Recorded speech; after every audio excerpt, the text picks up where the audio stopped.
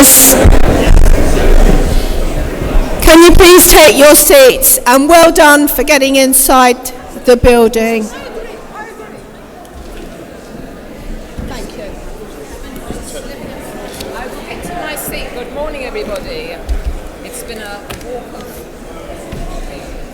Right. Sorry about that. No, everybody's coming up and hugging and kissing. Hug, kiss, hug, kiss. Okay. Right, can you bear in mind when you're chattering, it can be picked up. Can you bear in mind? Sorry, can I? All right, sorry, yes, thank you. Welcome. It's very good to see you all today. Thank you for being here. If you can all take your seats, please, including those at the back, it would be very, very great. Can we start off, as we usually do, with a welcome to our new deputies?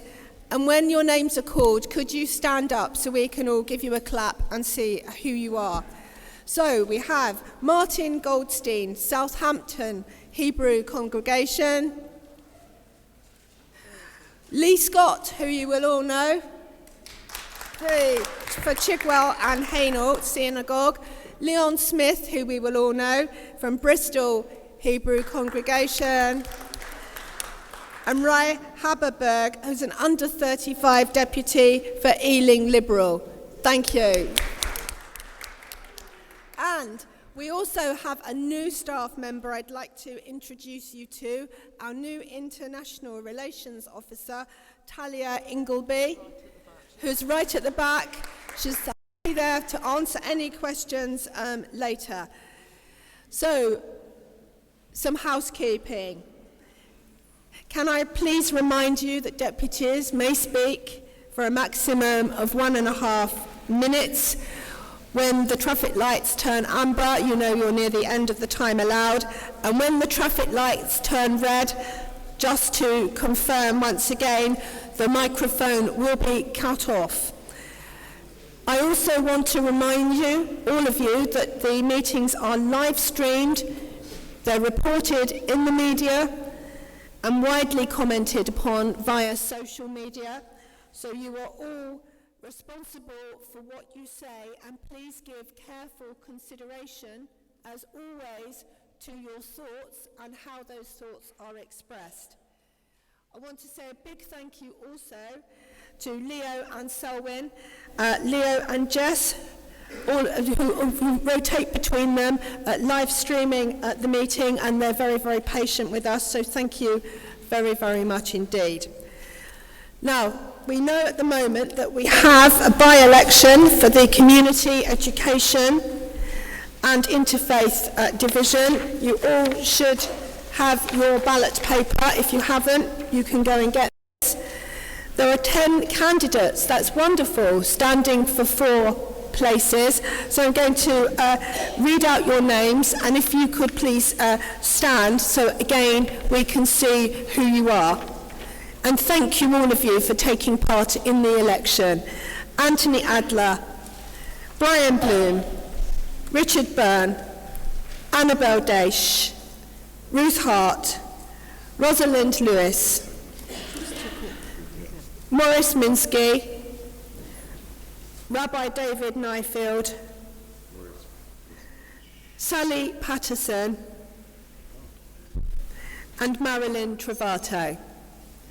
So wishing everybody the very, very best of luck, and the ballot boxes will remain open until 1:15.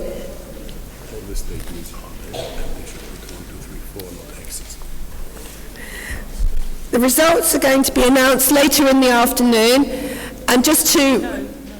I'm told tomorrow afternoon, but that's not... Can I just get one, please? And that will be carried out, I'm told, tomorrow in the board's offices, sorry.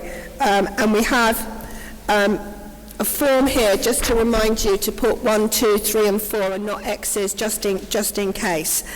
So we've got the returning officer, thank you very much for this job, Brian Gadalia. And we have scrutineer Simone Class, but we need one more scrutineer, so I'm looking for a deputy. to offer themselves to be a scrutineer at the board's offices tomorrow afternoon. Morning, okay, morning, I'm told. And then for somebody to second their name. So do we have a volunteer? I wonder if our past president, Jonathan Arkush, was walking the wrong way. Oh, we've got somebody. Thank you, you're saved, Jonathan. David, it's tomorrow morning, 10 o'clock. Can somebody second that, please? Well, thank you. Passed.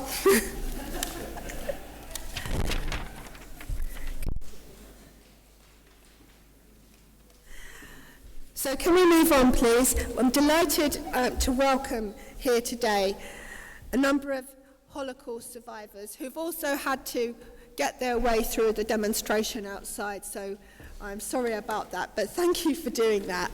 And we've got Manfred Goldberg, Susan Pollack, Henrietta Kelly, Eve Hugler, and Janine Weber. And we really want to thank you for having the time and wanting to come and speak to us today. So thank you. Give them a big, big hand.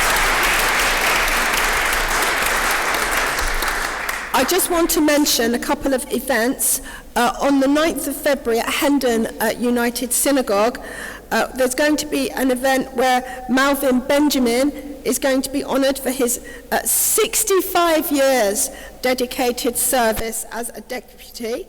And please make contact with Renee Wasserman, who is organising a big event with myself and Jonathan Arkush. It will be very exciting for you. So, Renee, are you here? Nope, sorry, you're not here. And also, I've been asked to promote these wonderful events at Edgware Synagogue. We've got our own Phil Rosenberg on a panel with the Panorama Whistleblowers on the 11th of February, and before that at Edgware Synagogue there's an event about the liberation of Auschwitz, and that's on the 27th of January. So, thank you very much. I'm going to hand over to Helen, who's going to ask two of the survivors to come up, who are going to address us.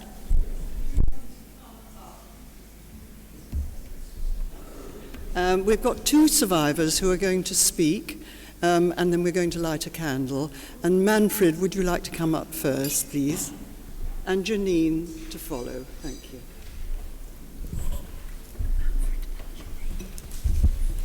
Thank you, Manfred and Janine. Thank you. Let's begin. Good morning, ladies and gentlemen. I would like to express sincere thanks for being accorded the privilege of sharing this significant anniversary commemoration. I feel we must always remember and act on the words of a wise saying that all it takes for evil to triumph is for good people to remain silent. I would like to give you a brief outline of my Holocaust experiences, condensed into three and a half years, condensed into 3 minutes. I was admitted to the UK in September 1946 after having survived 3.5 years in several labor and concentration camps. After being incarcerated in the Riga ghetto for 1.5 years, we were transferred to a labor camp where my younger brother, then aged 9, I was 13, was literally abducted by 2 SS men and disappeared off the face of the earth. Despite extensive searches post-war, we have not found any reference to his fate. Almost certainly he was murdered on the day he was taken. Following periods in various labor camps, in August 1944, I was sent to Stutthof concentration camp. into which the Nazis had 1 year earlier built a gas chamber and crematorium, which it did not possess until then. During my time in this camp, many trainloads of Jews arrived, and many were taken straight from the trains to the gas chamber. I worked in a slave labor gang, repairing railway tracks which had been bomb damaged by Allied air raids.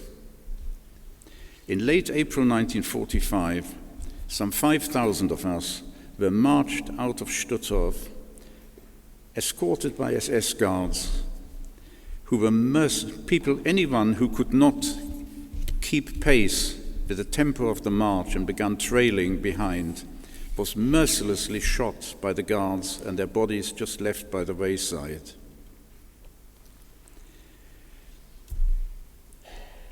The concentration camp,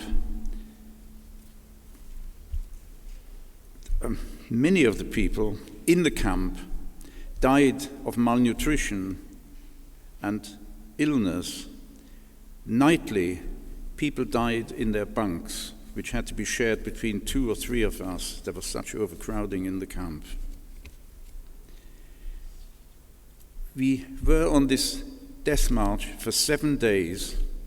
On day 7, by a miraculous chance, a British tank column happened to use the same road that we were marching on, and just by passing us close, our guards, feared for their lives, turned and ran, and thus we were liberated. The tank column did not stop for us. They had an objective to reach and rolled on, but merely by passing us, they fortuitously liberated those of us who were still alive. Of the 5,000, 1,700 were alive 7 days later. It was such slaughter.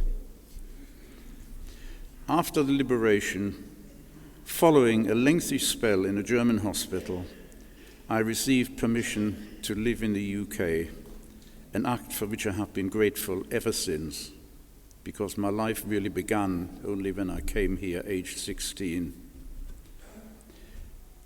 I recall that soon after my arrival, when some of the Nazi atrocities in the camps became public knowledge, many prominent politicians responded with the slogan, "Never again."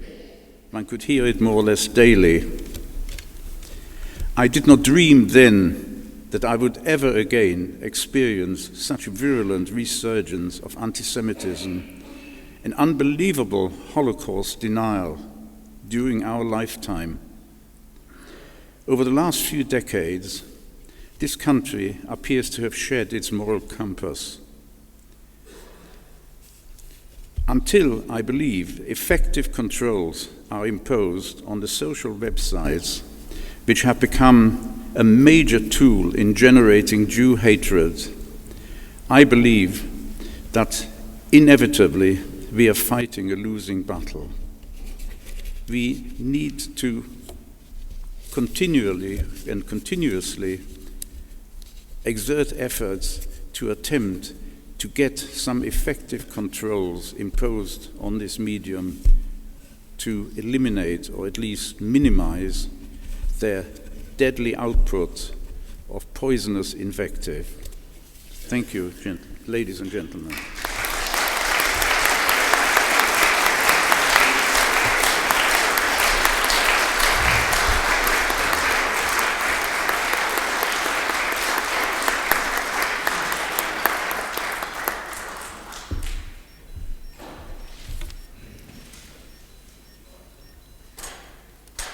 Okay.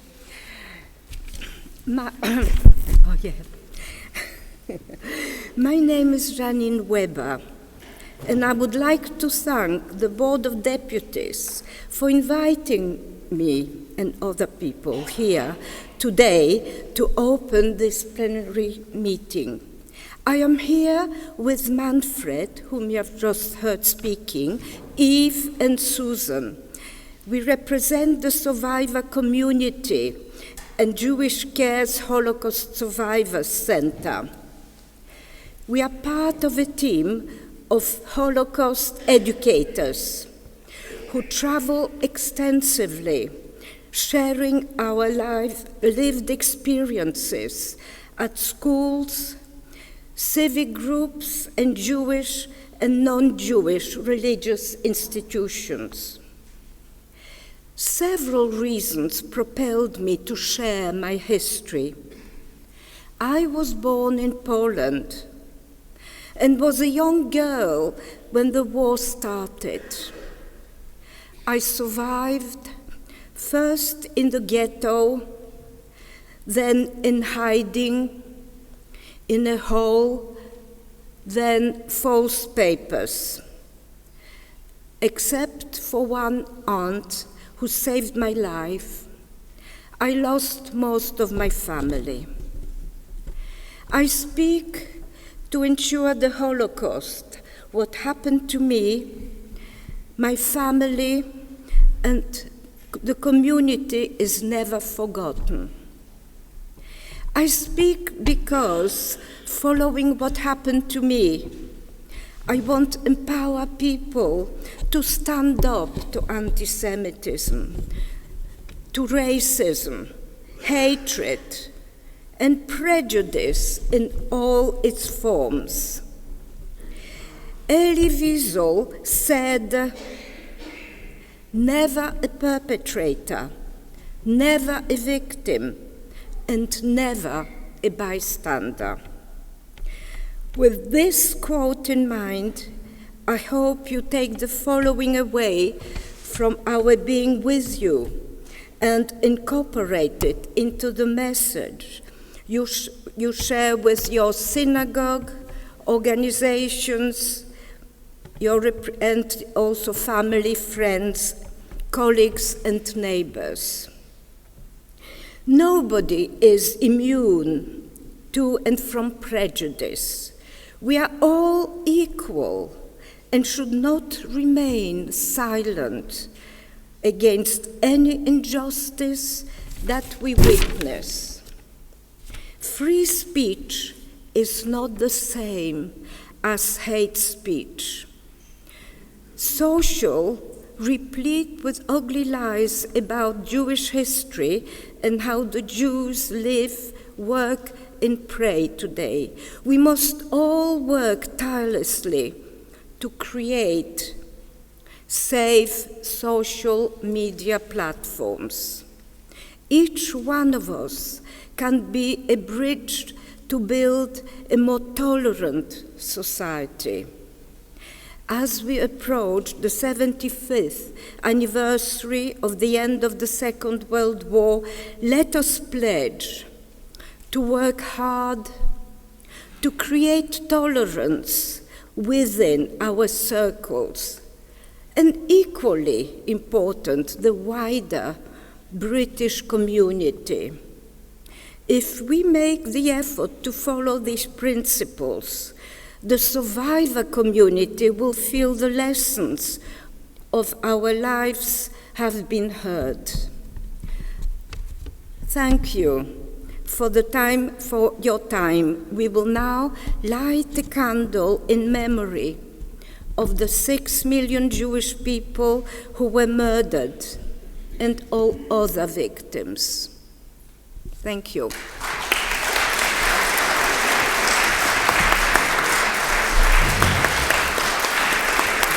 Right, deputies, we're going to have a short candle. We're going to have a candle lighting service now. I'm going to come down and then we're going to have 2 minutes silence.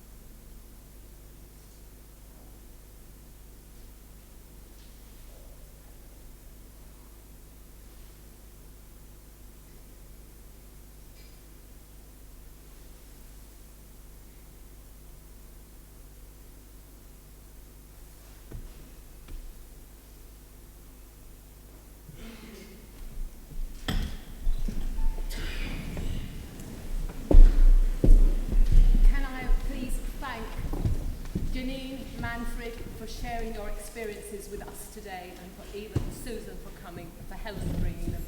Can I say that the work that you do is invaluable in helping fighting anti-Semitism, and we are honoured today with your presence to share your experiences with us. Thank you.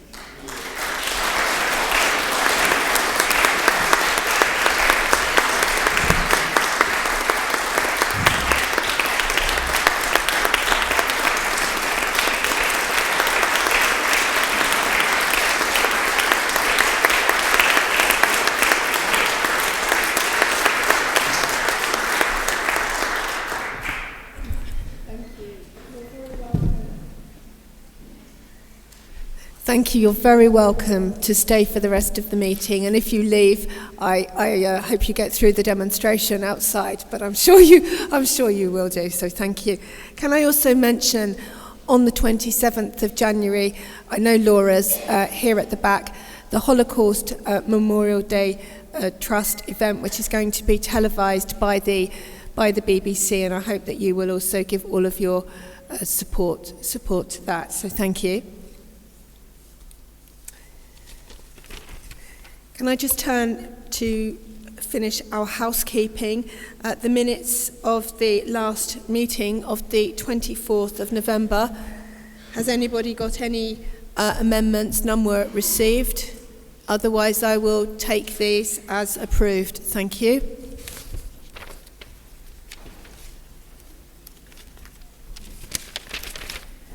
Can I now please ask Jonathan Arkush, our esteemed immediate past president, to give us an update and presentation on the work of Shechita UK. Please come to the podium. Thank you.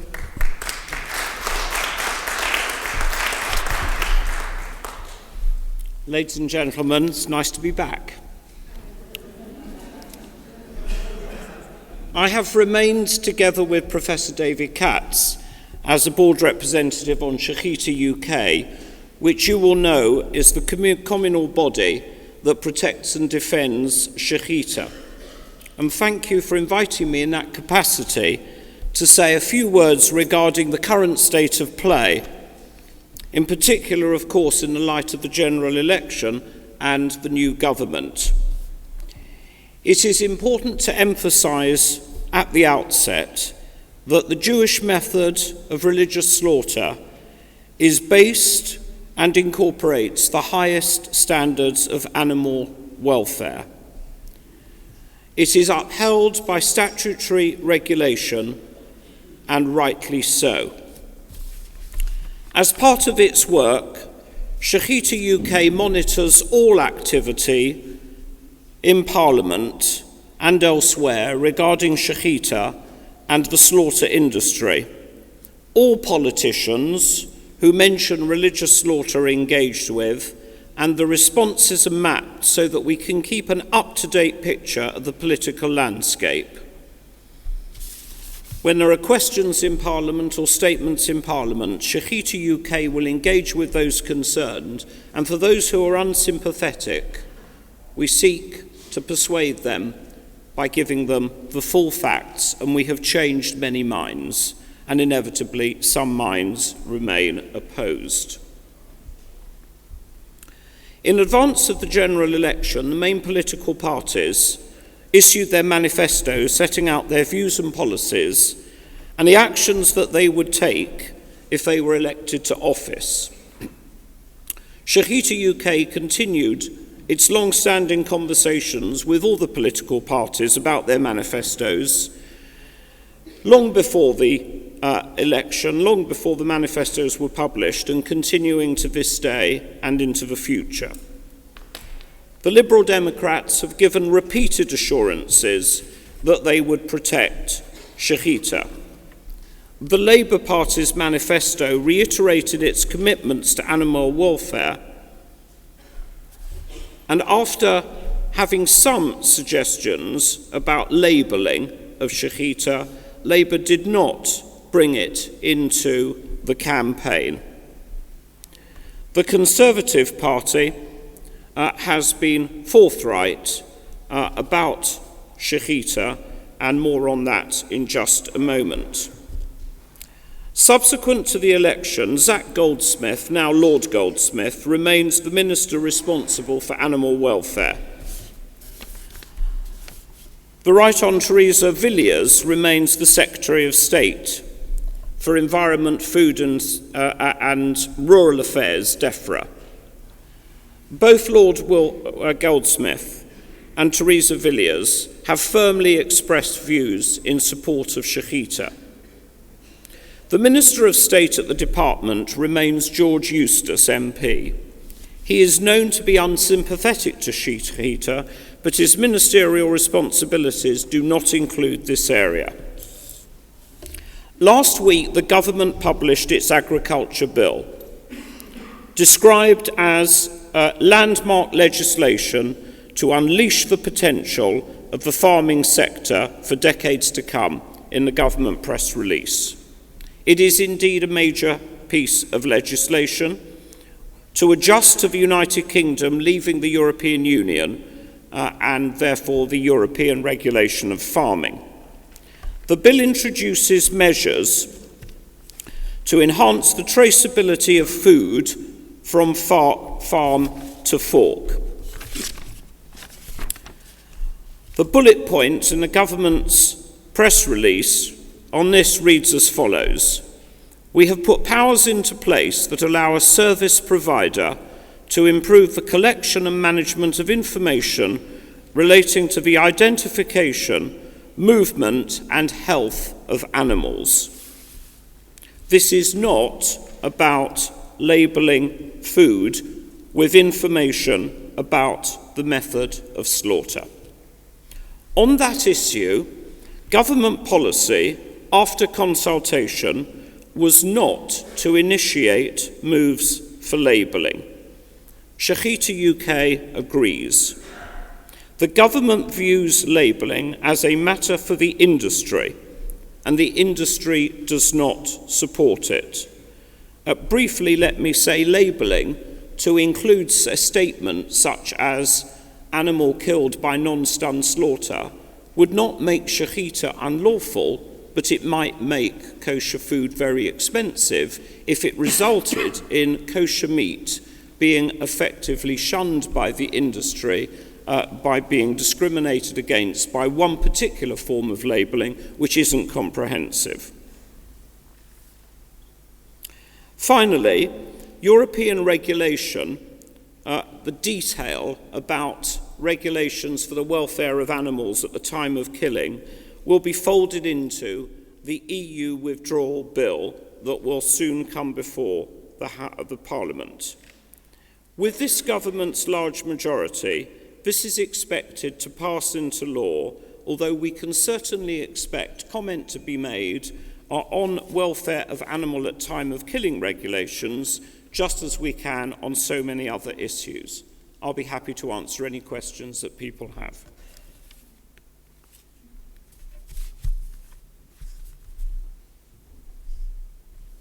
Yes? Thank you. Will you come to the microphone, please? Thank you, Susan.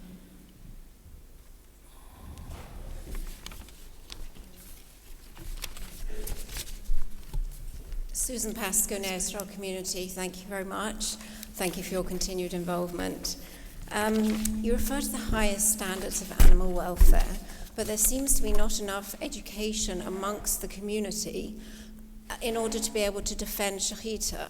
There was an LBC phone-in a number of months ago that I heard with Ian Dale, where he's completely opposed to Shechita. He calls it inhumane and cruel. And those, I only switched on the last 10 minutes, so I couldn't ring in, but those callers who tried to defend Shechita were completely unable to deal with the arguments that he was posing to them.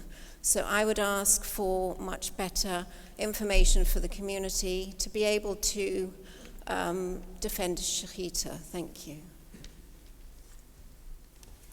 Denise Lester, South Hampstead Synagogue. Jonathan, welcome back. Following on from Susan's comments, exactly the same point. You've kindly prepared effectively a briefing note, if that's possible to circulate, and also if we could have some updates. I mean, there is commonality from a interfaith perspective and the wider communal perspective that we need to be educated, and so too do the public. So thank you. Thank you. Susan, I'm not aware of the LBC programme. The PR office, led by Shimon Cohen, certainly monitors the media, and I'm not aware of whether we had any official input into those phone-in programmes. Phone-in programmes, as everyone knows, usually have people commenting who have a particular axe to grind. If there wasn't a fair defence of Shechita on that occasion, I'm sorry about that. Not altogether surprised that we will get difficult conversations, as indeed there was on a radio programme on Radio 5 Live about Brit Milah this week. And as you can expect, there were some quite extreme views voiced. But I'll pass that comment on about the programme. Denise, you can take the minutes of this meeting, I think, as a briefing note on what I've said. If it records the main points, you'll have your briefing note. On the wider communal issues, Shechita UK, of course, very carefully liaises with other faith groups, including Muslim communities, whose method of religious slaughter differs from Shechita, but is based on the same principles. You can be assured that Shechita UK will continue to maintain the highest level of concern, vigilance, and without being complacent. At the same time, I think it's fairly important that as Shechita is fully lawful and its legitimacy is upheld by statutory regulation, it should not be for us to be proactive in bringing publicity to bear on the matter. On the contrary, I think if people have something to say about Shechita, let them come out and say it, and we will respond. We are fortunate in having the understanding of the main political parties in this country that Shechita is not just lawful, but humane. And of course, there can be legitimate differences of opinion with bodies like the RSPCA about the merits and demerits of stunning. And I will close with this. The RSPCA itself accepts that 9% of all animals that are stunned are misstunned. Just think about that. And that 9% is something like 100 times more than all the animals killed by the kosher method. It's facts like this that places Shechita in perspective, that we must not be too, I believe, either too aggressive or too defensive about it. I'm confident that for the foreseeable future, we shall not be forced to become vegetarians.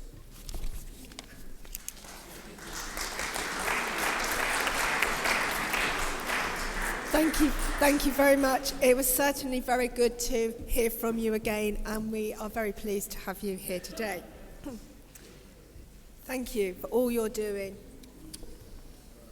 Can we now go on to the next item in the agenda, the President's statement.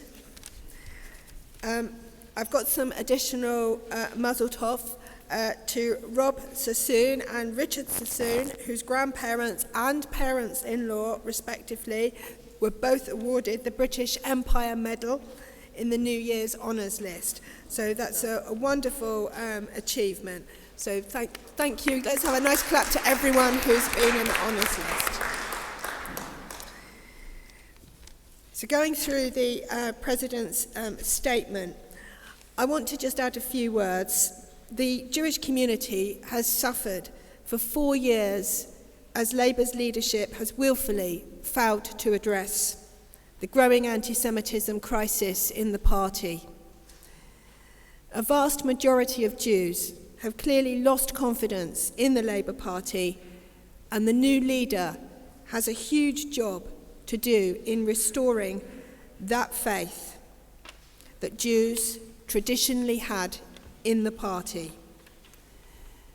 The new leader, whoever he or she may be, has an opportunity to draw a line under this by signing up to our 10 pledges, and we know that all of the leaders-to-be have now signed up, but not all of the deputy leaders. And these 10 pledges have been widely publicised and gives the Labour Party a route to navigate its way through the anti-racism which has blighted the party.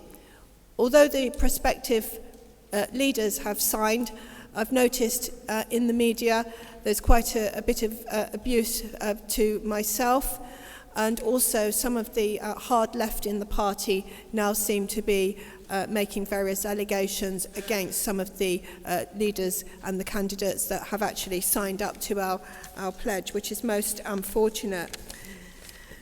But I just want to say, in relation to Israel, we have a huge support for Israel, which is central to our belief. And one of the questions that I've been asked a lot during the week, and I've said on the radio, the question is, do I think there's still a belief in Labour that the anti-Semitism that we say we have experienced is in the main just legitimate criticism of Israeli actions? And I want to reiterate our support for Israel, and that we've constantly had to deal with this point. And the fact is, there's nothing wrong with criticism of Israel, similar to criticism aimed at the government of any other country. But what we have experienced has gone a long way beyond this. We have seen Israel likened to the Nazi regime, which exterminated 6 million Jews. We have seen classic anti-Semitic tropes where the word Jew has been changed to the word Zionist to avoid allegations of anti-Semitism. We've seen Jewish MPs and party members being abused and hounded out of their parties, and we've had vile outpourings of anti-Jewish racism aimed at us on social media. If this deluge of racism had been aimed at any other minority, the Labour leadership would have been up in arms, and they have allowed this to happen. Now, I know we have Louise Ellman with us, and I would just like to give her the opportunity to say a few words, if you don't mind, at this stage, in the middle of my statement, and then we'll come on to questions. Thank you. And for Louise.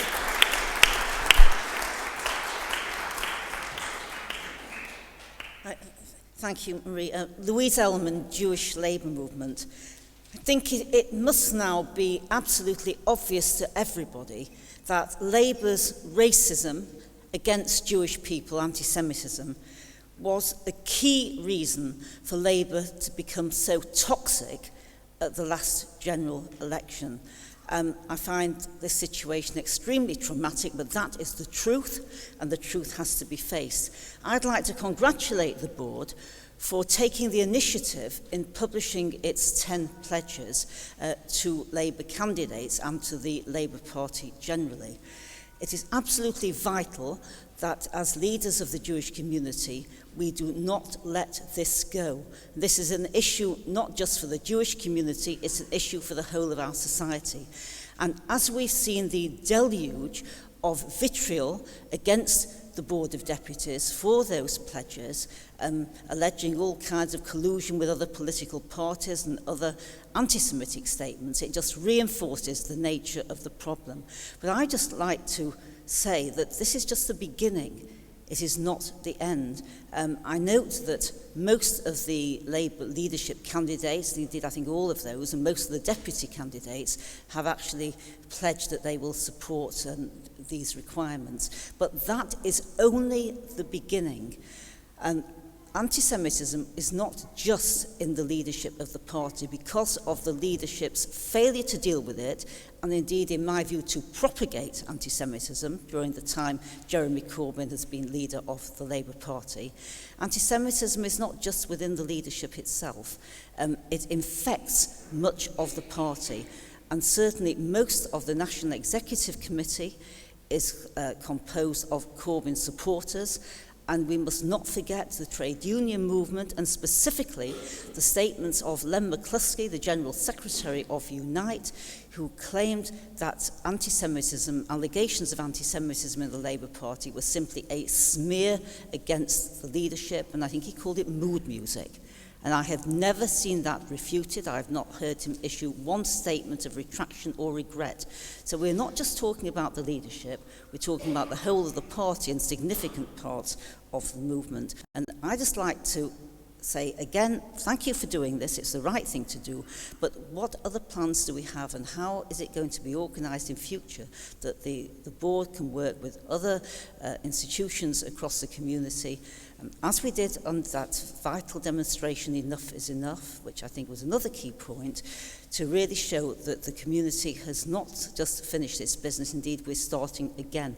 The whole of society has now seen the toxicity of the Labour Party in relation to its anti-Jewish racism. It now has to be dealt with. I think most people recognise as a problem.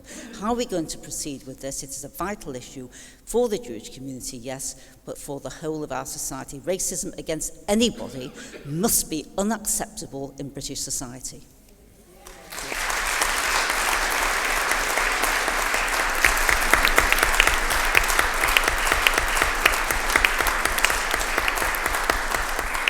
So I'd just like to reiterate what Louise has said so eloquently. Basically, mild regret is not enough. We want actions, not words. And this is going to be a very, very long journey. The culture of anti-Semitism runs deep throughout the party, and this is just the beginning of trying to seek some sort of healing. But whether that can happen will depend upon the resolve of the new leader, and we will be holding the new leader to account in relation to those pledges. And as Louise has said, the Board of Deputies and myself have received vile abuse since we have put those pledges to the leadership, but we are going to make sure that everyone is held to account. Going through the rest of the President's statement, I also want to give, again, a huge public thanks to Prince Charles for hosting the Jewish community at Buckingham Palace. I think that was a wonderful thing to do. It was so appreciated, and many of us were saying when we were present, it really did make us feel better, because people were dismissing anti-Semitism as a smear and never understood the extreme anxiety and fear that people absolutely felt. So a huge amount of thanks there.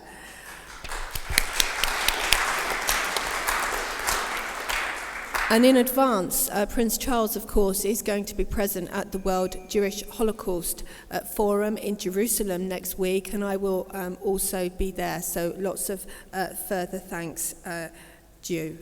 Does anyone have any questions in relation to the President's statement? Could you come, please, to the microphone? I don't know who's going to get there first. Tal, you made it. Thank you. Tal of Chigwell and Hainault. It's a question related to Labour's anti-Semitism problem. It's been revealed last night that Jeremy Corbyn's former Chief of Staff, Kerry Murphy, is nominated for peerage. And this is the latest evidence that the Labour Party do not take the issue of anti-Semitism seriously. Will the board be writing to the House of Lords Appointment Committee to express the dismay of our community? Thank you. I think the Jewish Labour movement have put out an excellent submission in relation to that peerage. I have to say I'm very, very disappointed to hear that Kerry Murphy has been put forward, but I would recommend that everybody reads the Jewish Labour movement's submission. Carol Abrahams, Catford and Bromley Synagogue. Will the board and its honorary officers urge the government to continue its support for the Dubs Amendment, which was so callously slipped out of the Queen's speech? I actually absolutely agree with you. I'm very, very disappointed that has happened, and absolutely that should never have happened, and we will do all we can. Yes, thank you for that. Jonathan Rowland, Menorah Synagogue. What can the board do to help synagogues keep their members safe from abuse in their place of worship, help synagogues to ensure that any allegations of abuse are properly reported to the authorities, and can you today send a message to all synagogues that any attempt to brush allegations of abuse under the carpet or to keep those allegations hidden from the Charity Commission is completely unacceptable? I think you've said what you want to say, and I think that's got to be a matter to be taken up by the appropriate authorities. But thank you. Morris Lawson of Reading Hebrew Congregation. Why is it that I hear so many fellow deputies being upset with these meetings? The minutes of the last meeting held in November include the following point, which was raised by my esteemed fellow deputy of Finchley Reformed Synagogue. He raised a point of order regarding the length of written questions to the President. The guidance is that these should be a maximum of 50 words. He goes on to say that almost all of these were opinion pieces rather than questions, and he will ask for a procedure to ensure that questions for the President, that these are questions for the President to reply to, not an opportunity to air views. And the President thanked him for raising this. He is, of course, completely correct.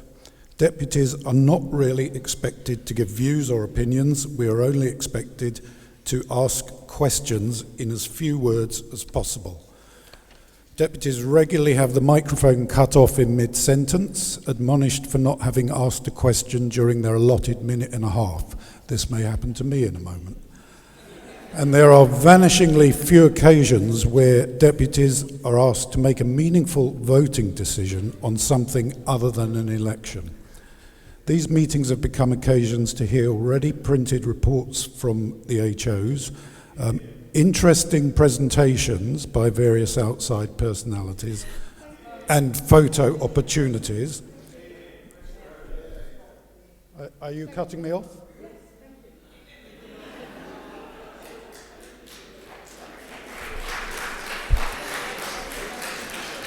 I'm not entirely sure exactly what Morris Lawson was saying, but I think he's got the gist of what's the purpose of coming to a meeting. Well, if he thought there was no purpose, he wouldn't be a regular attender. So I think there's a huge purpose.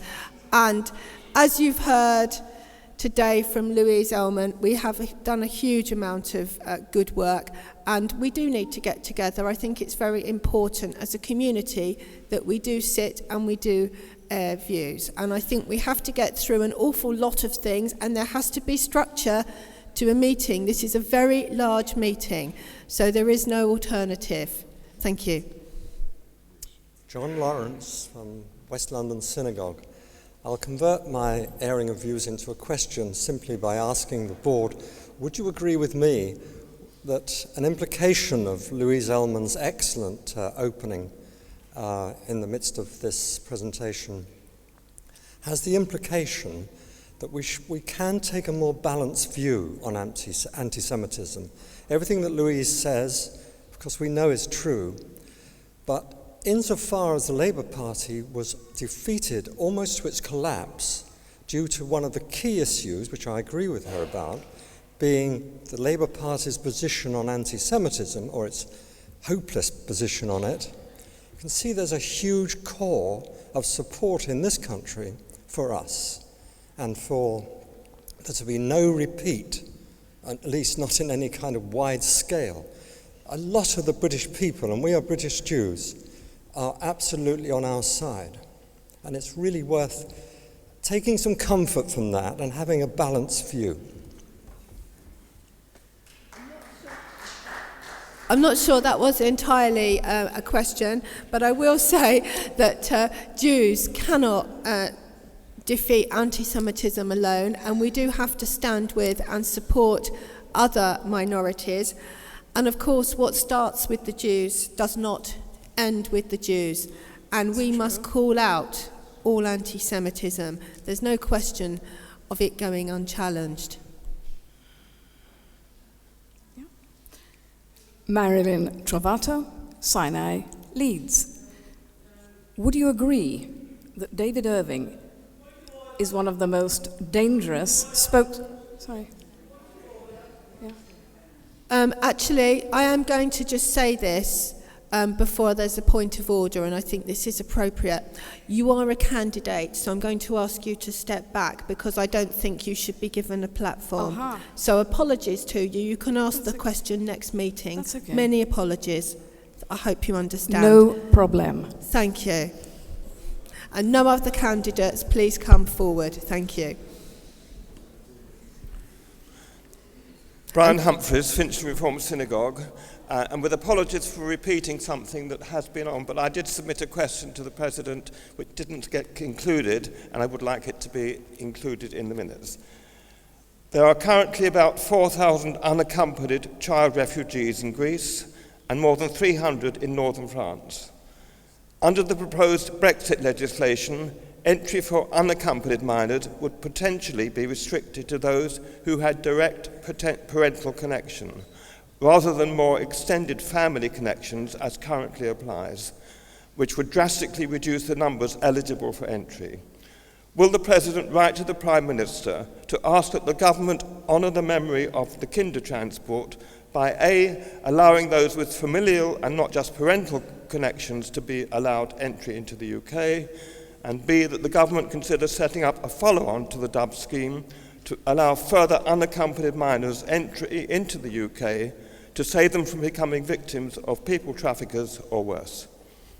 Thank you. Thank you for all that. We're certainly going to be following up on the Dubs Amendment, so we will incorporate what we think is appropriate, but that's a very, very good reminder. Thank you very much for coming to the stand. Thank you.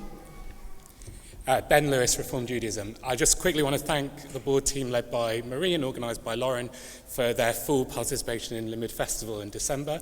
As anyone who was served a drink or chips by any of them will know, they got fully into the volunteering spirit. And as one of the chairs of the event, I was particularly gratified to see one Twitter thread by one participant who explained how Limid Festival was a wonderful event to attend as a Muslim. Now, it really underlines the fact that there's a lot more in common between our communities than what divides us.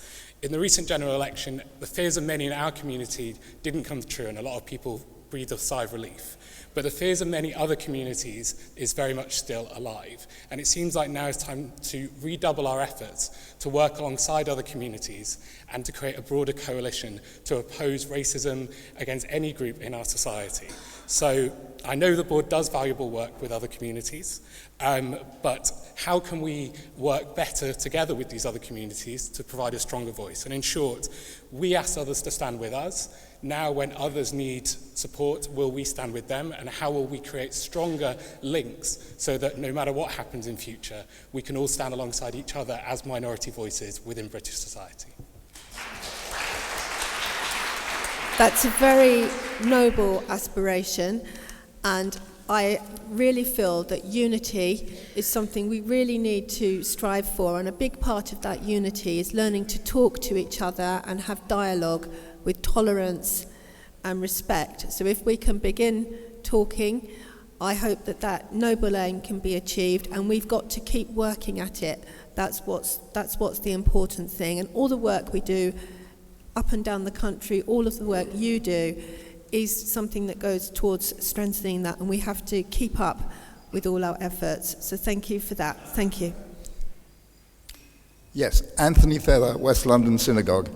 Following on the mention of abuse of synagogues and their personalities, there's been a lot of controversy about one of our rabbis and a lot of misreporting and inaccurate statements about his Rabbi David Mitchell's behavior. There is absolutely no truth in it at all. It's something was 4 years old. There was some complaints by disgruntled members of the synagogue who were laid off because of financial reasons, and they are now trying to get back at the synagogue by scurrilous reports and unattributed. The question is, will the board take action on at least write to the Jewish Chronicle who've put out misleading statements and inaccurate lies about the synagogue and about this particular rabbi, who is a very, very revered and liked rabbi. Thank you. I'm going to stop you there because someone else came up to speak before, and you've made your point, and I think the parties will have to resolve this one because the board is not going to be able to investigate all of the allegations. But you've had... Sorry, I obviously Thank you. What's your question? Well, I haven't quite finished. Well, I don't think that really you can expect to debate this through I don't think it would be right. And I'm also a member of West London Synagogue as well, as you will appreciate. So I don't think we can take that any further. Thank you. Are you actually going to make some comments to the Jewish Chronicle? I've already made the position clear. The Board of Deputies cannot get involved with writing to the Jewish Chronicle. Even when they get... Thank you. You have finished. Thank you. Thank you. You've made your point, and I've allowed you to say it very clearly, and thank you for both making your points. But it's not for the Board of Deputies. We can't arbitrate it. Denise Lester, South Hampstead Synagogue. Madam President, I'd like to thank you for coming to our synagogue 2 Shabbats ago to show your support. Whilst in a private capacity, it was acknowledged within the shul on behalf of the Board of Deputies and the good work that the Board of Deputies does do in relation to the anti-Semitic graffiti that was posted in our shul. For those who are listening on the live stream, anti-Semitism is a pernicious evil in our society. His Royal Highness Prince Charles recognised, thankfully, and we're immensely grateful to him for so doing, the special contribution that we as Jews make to British society because of our inherent Jewish values of doing good and making a difference across the religious spectrum, across the faith spectrum. And those who are anti-Semitic would well do to educate themselves about the positive aspects of our religion. Thank you.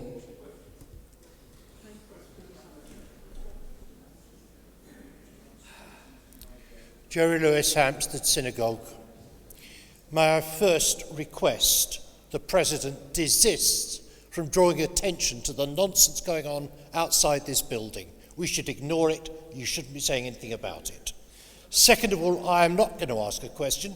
This is not questions. This is an opportunity for deputies to express themselves. And it's become a ridiculous state of play where a president is going to rule out the opportunities for debate. That's why we're here. That's why we get up early in the morning. That's why we attend. I want to give notice that I, sitting at the back, are going to collect names from any deputies who wish to object to this system at the moment. I do so with regret. I'm going to say that we are entitled to more than 1.5 minutes. No one anywhere gets 1.5 minutes to make a case. You can ask a question in 1.5 minutes, yes, but you can't stamp out debate, Madam President. That's not the way the board has run for all its history. And I'm going to ask for all deputies who wish to add their names. We need at least 50 signatures to a resolution which will stop this nonsense. The Constitution is very clear. We have up to 4 minutes. I would agree it can be reduced to, say, 3 minutes, but 1.5 minutes is sheer nonsense, as we've heard this morning. Thank you. Well, even Jerry Lewis managed to say all of that, deputies, within 1.5 minutes and time to spare. Now, I will say, in the Constitution, it says that up to 4 minutes can speak, but it's a matter for the discretion of the chairman. Now, Jerry Lewis also knows this because he's part of the working group which will be introducing changes to the Constitution, that's one of those things that will be considered in the survey when Ben Crown comes to speak to you soon. So I'm not sure why Jerry thought to preempt any change. But I think you're all capable of asking a question within 1.5 minutes. We have time for when deputies want to debate, but we've got hundreds of you here, and if we had lots of over-talkers, none of you would be able to express your views. And I think that the system needs to be run like this, and when we want to have a debate, we have a properly constructed debate, but we don't want to listen to the same old people, because the problem is the same people come to the microphone, and we've heard enough of a lot of people, and I don't think Jerry Lewis is someone that you haven't heard from. I think 1.5 minutes was quite enough. Thank you. Roger Offenmark, Bushy. I'm not one of the usual people who turn up and speak, but my question is this. Thank you for prompting me. My question is this, and it's really a comment as well. Will the executive of the board make plans to enable deputies to give their opinions at these meetings? Asking a question is not sufficient. And may I say, I will join Jerry in signing his petition. Thank you. Thank you. As I've said, any changes that you want to consider, we have a mechanism very shortly for that, because we're going to be looking at the Constitution. So I don't know why people won't wait for that process, because Ben Crown is going to speak to us about it very shortly. Not quite yet, but I don't want this to become a place where the same people speak endlessly and don't give everybody an opportunity to contribute. Joe Millis, Bromley Reform. You make demands of the Labour Party leadership and deputy leadership that their disciplinary process be transparent and independent. The board's isn't. When is it going to be? 2, instead of having these sheets of reports from the committees, divisions, sorry, that are just basically what I did on my holidays, could we have line by what is actually said at them, because we cannot hold them to account? Thank you. Right, first of all, I don't think it was necessary, actually, because the honorary officers and the divisions do a lot of hard work to suggest that they're reports of things people have done on their holiday. I think that really doesn't deserve that and was most inappropriate. As for the board, we're not the Labour Party. We're not an organisation full of anti-Semites and a repeated history of breaches and anti-Semitism. The Labour Party needs to have its disciplinary processes outsourced and transparent because of all the corruption that has taken place and the lack of transparency and anti-Semitism, and the board suffers from no such thing. Thank you. Laura Marks of the Alliance of Jewish Women. 2 questions in the space of 1.5 minutes. The first is that it is Holocaust Memorial Day. We've had some wonderful survivors. My question is, would you please all join the campaign, which is Stand Together? We've heard lots of people talking about standing together. Go to your smartphones, go to your computers, hmd.org.uk, stand together, and you will be given the opportunity to stand with a victim, a named victim of the Nazis. So my first question is, please will you do that? And my second question is, will all of the women in the room please join the new Alliance of Jewish Women and their organisations? The President has already done so. Thank you very much. I believe it's the first women's organisation she's ever joined, and I'm really proud that she's joined us. And I'm asking the other honorary officers and all of the women in the room to please join. We need a strong women's voice out there in the wider community, standing up for things that matter. So my question is, please will you join? Laura's quite right. This is the first women's organisation that I've joined, and I'm very proud to do so and believe that women should be empowered and learn to have a voice. So well done, Laura. Paul Moran, Glasgow Jewish Representative Council. First of all, may I support the work which the board has done in connection with the Labour Party. Of course, the problems with the Labour Party did not start with Corbyn. It has been a long-standing core of activism. One of the biggest differences, of course, that have occurred is that the leader became part of it and the leadership became part of it. I do hope, as I say, not only in supporting the line of the board, but I do hope with a new party leader and deputy leader being elected, that there should be some opportunity of positivism, of engaging there, looking to a more positive future and looking to build that partnership, because it is within all our interests to do so and in the interests of democracy in the wider community. One other thing which I think could be done where necessary to help. I do think that when it comes to these national affairs, we should also look at coming together with all the representative councils, the democratic fora up and down the country, to make representations. And I think sometimes jointly with the board that might be useful. Thank you. Thank you. Of course, the board acts for a very wide constituency and is a representative body. We're more than the sum of our parts, and we advocate strictly for the community. Just to say on that, in relation to the new leader, it's up to the new leader to act upon what we have asked them to do to restore confidence. As I've said before, we're looking for action and not words. So of course we will be very pleased to assist in that, but they have to demonstrate change and root out this vile culture of racism that's permeated the party.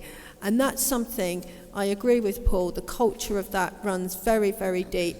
And we can see from the vile attacks on the Board of Deputies following our 10 pledges just how deep that culture is. And this will be a very, very long journey, but we are not going to stop at standing up for Jews.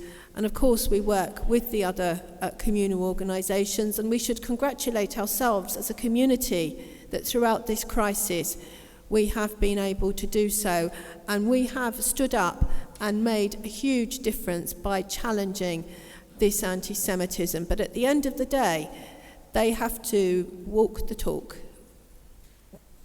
Thank you. Irene Mansfield, Muswell Hill United Synagogue. As our president said, what starts with the Jews doesn't end with the Jews. We have talked an enormous amount about the anti-Semitism in the Labour Party. We haven't talked very much about the Islamophobia in the Tory Party.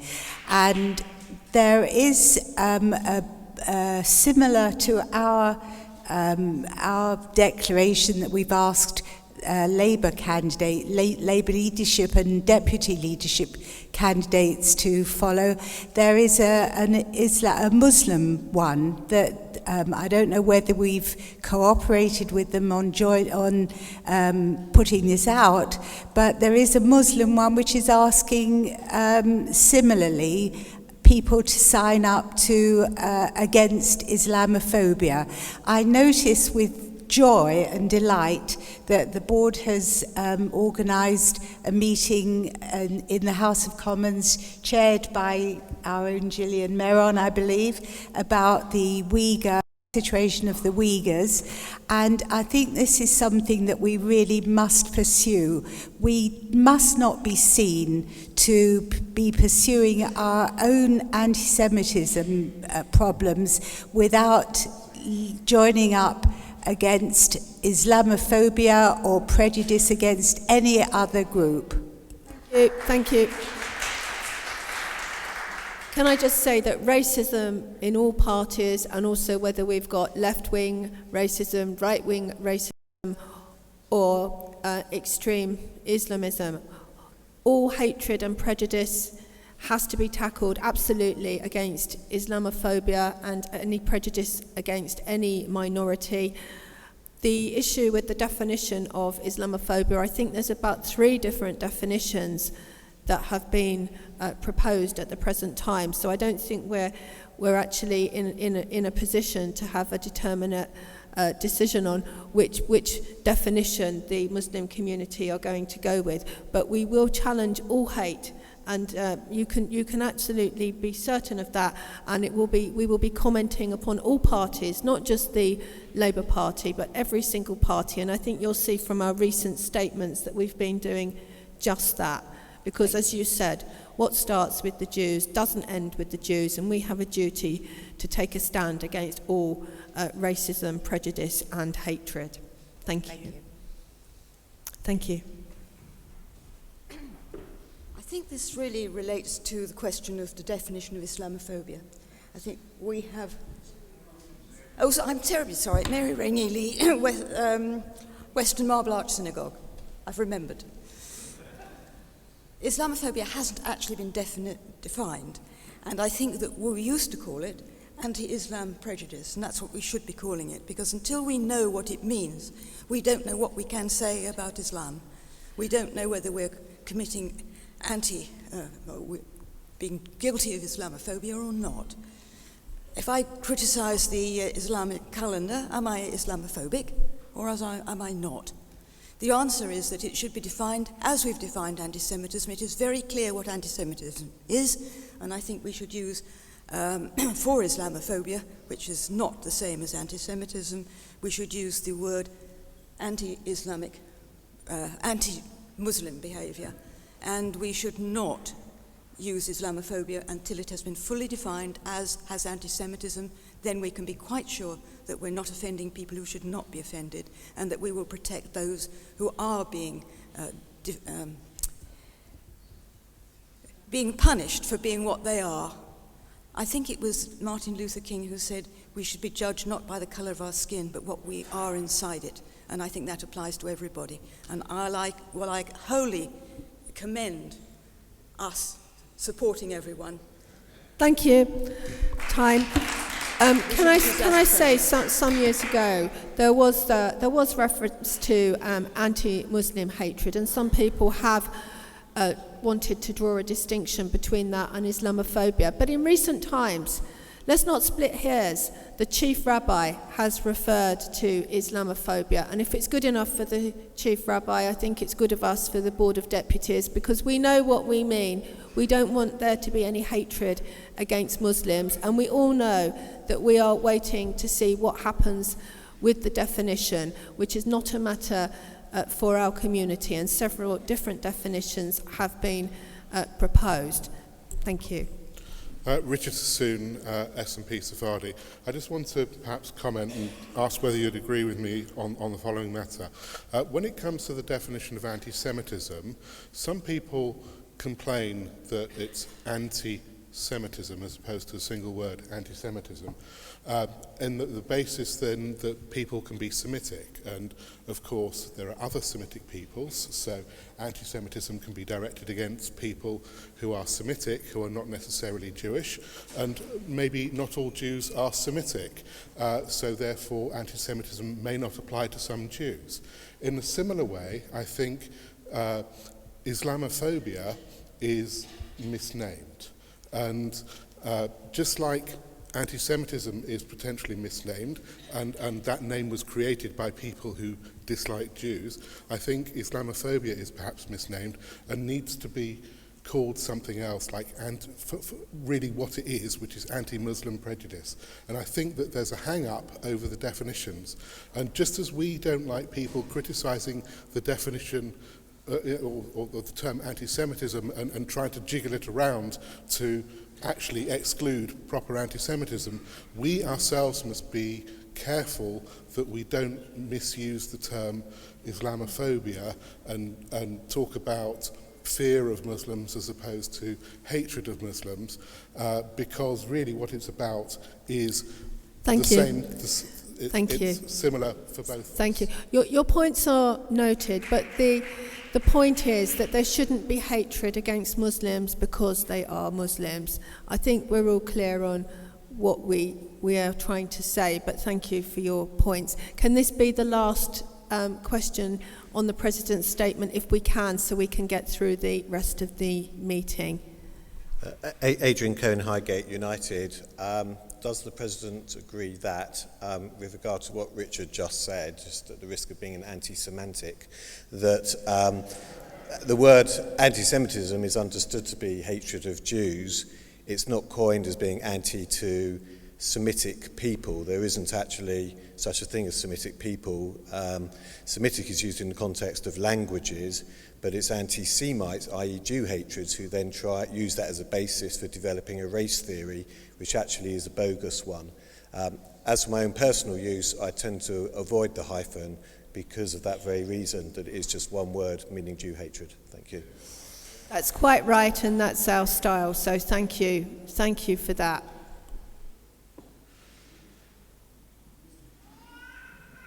I'd now like to welcome Ben Crown from the President's Working Group. He's worked really, really hard to give you a presentation on the timetable and options for consultation to changes to the Constitution. So Ben, could you please come to the podium? Thank you very much.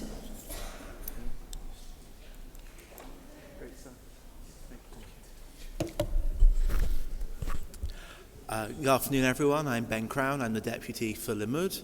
Thank you for just giving me some time this morning. It should be no more than about 10 minutes and I think a few questions. I'm just here to provide an update and let everyone know about the next steps for the Constitution Working Group.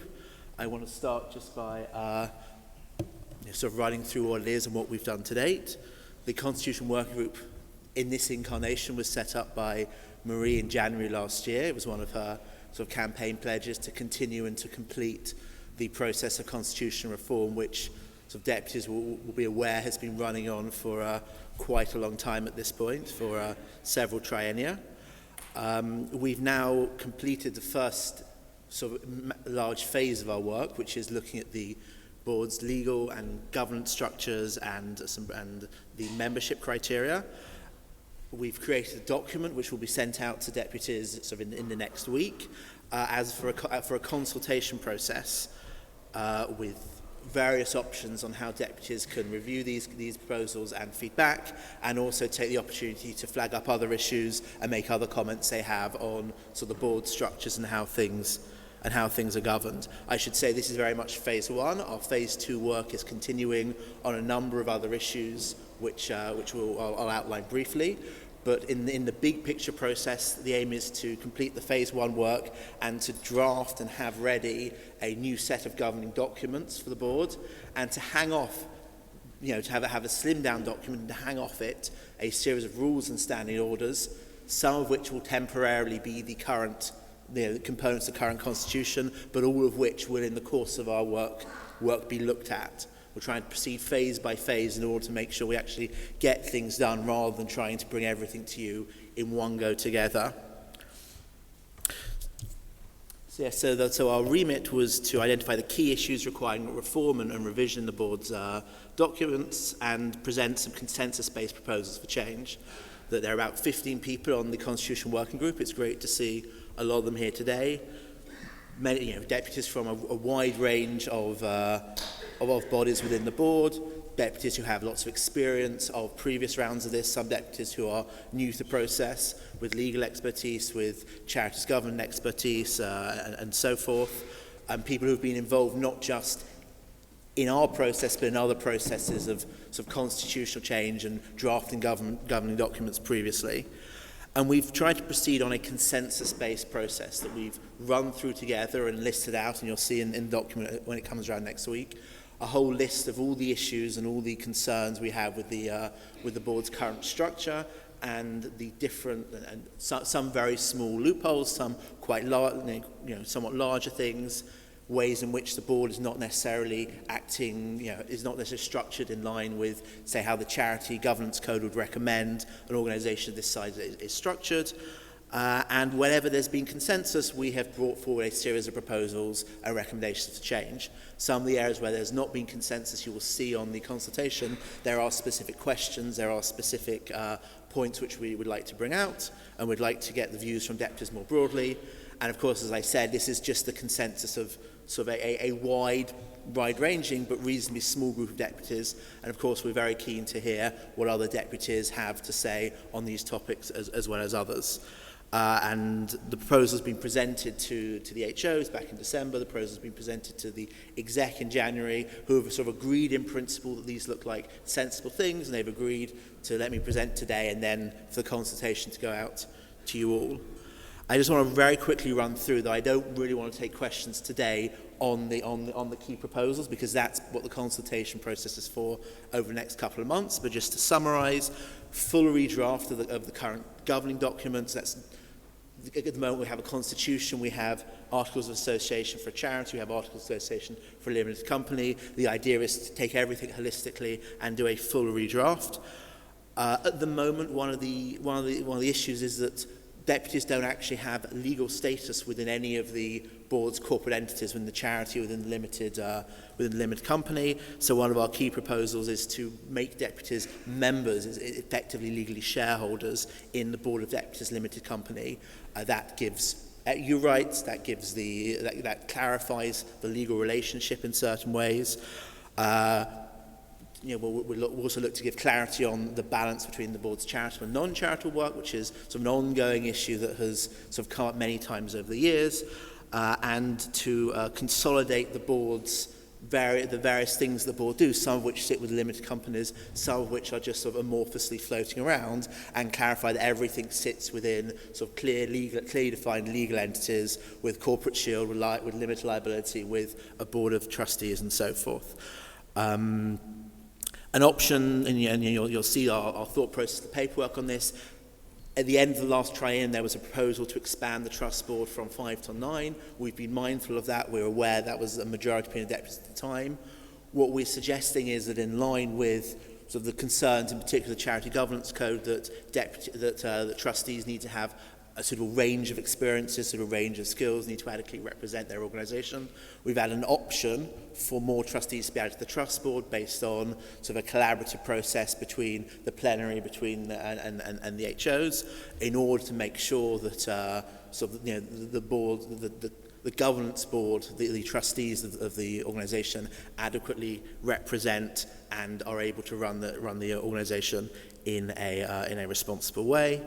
There's a reconfiguration of the current executive into an advisory council with slightly changed powers and slightly changed membership, partly in order to clarify, the executive is an organisation which doesn't actually execute policy. It sits at the moment sort of under and slightly to one side of the HOs, and the idea is to, by adding clarity, give it a clearer and more clearly defined role and identity.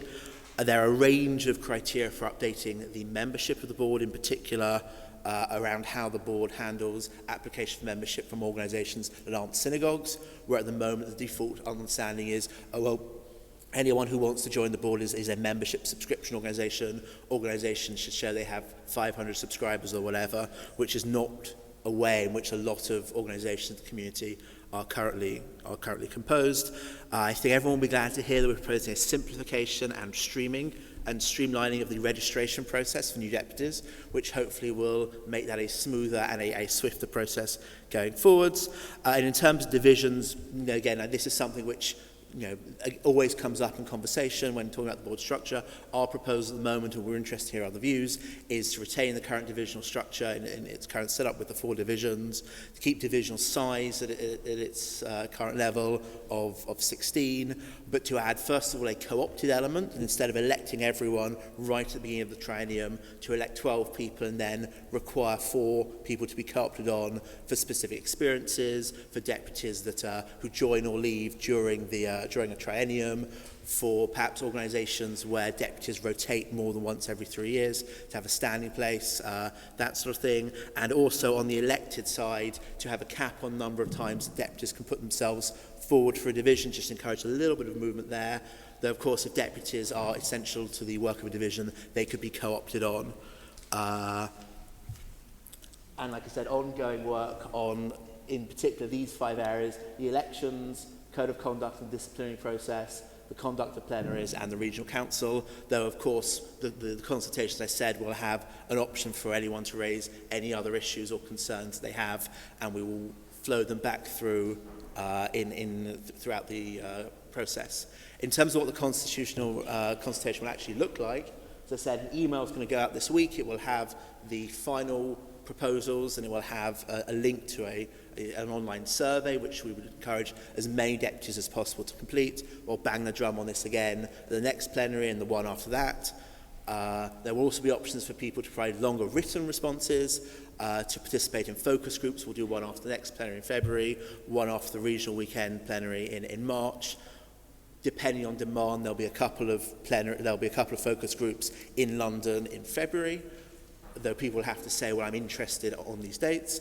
And the F&O at their next meeting, or possibly the one afterwards, will give a substantial chunk of time to looking at the legal and structural parts of the proposals, which specifically touch on the F&O's remit. And that consultation will run until after the regional weekend, so there's lots of time for everyone to look at the proposals, to think about them, to bounce back and forth ideas before that process closes. If people don't want to provide very long written responses, if they can't make it to a focus group for whatever reason, there will also be an option for people to just speak on the phone with a member of the working group and feedback comments that way. Though those will in the first instance be limited to half-hour slots, which I feel, based on the conversation earlier, is more than generous. And following that, the consultation said will run to the middle of March, after the plenary, beyond the next plenary after the regional weekend.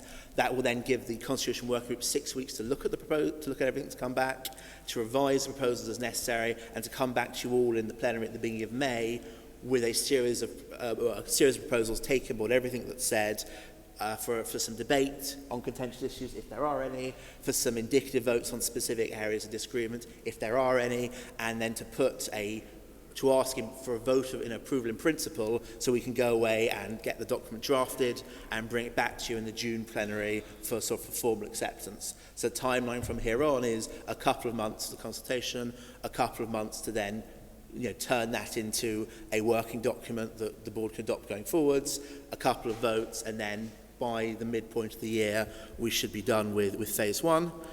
And as I said, our work on other areas continues. Anyone who's interested in joining the working group should be in touch. There'll be an option for that on the email as well. And like I said, our work going forward is going to focus on rules and standing orders and different parts of how the board sort of runs these meetings, runs other processes, things which will not necessarily end up in the governing documents, the very top level, but will sort of hang off them as rules or standing orders, which can then be amended in a more efficient and easier way than the current constitutional review process. I think that is everything for the moment. I'm very happy to take questions if anyone has, but I would just...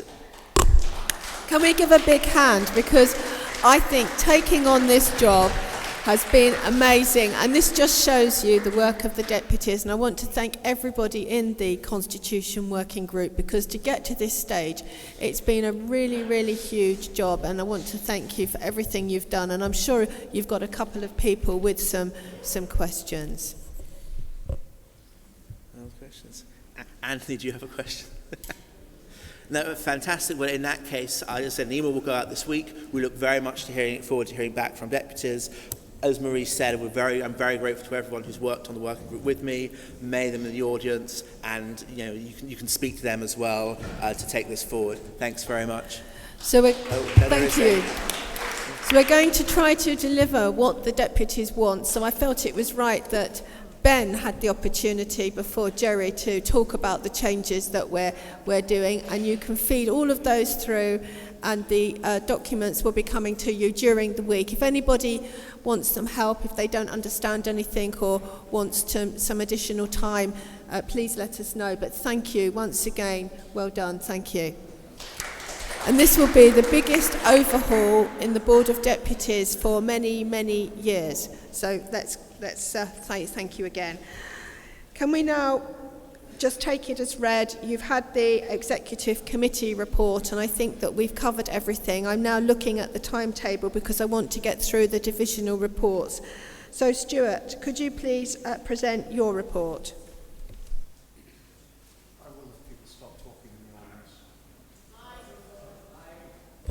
Aha. Okay, I'll deliver my report very quickly. The essence of it is in here. There are one or two figures that I could update you with, but they're not significant. They don't change the overall picture. We're in a pretty sound position. We're actually running on budget.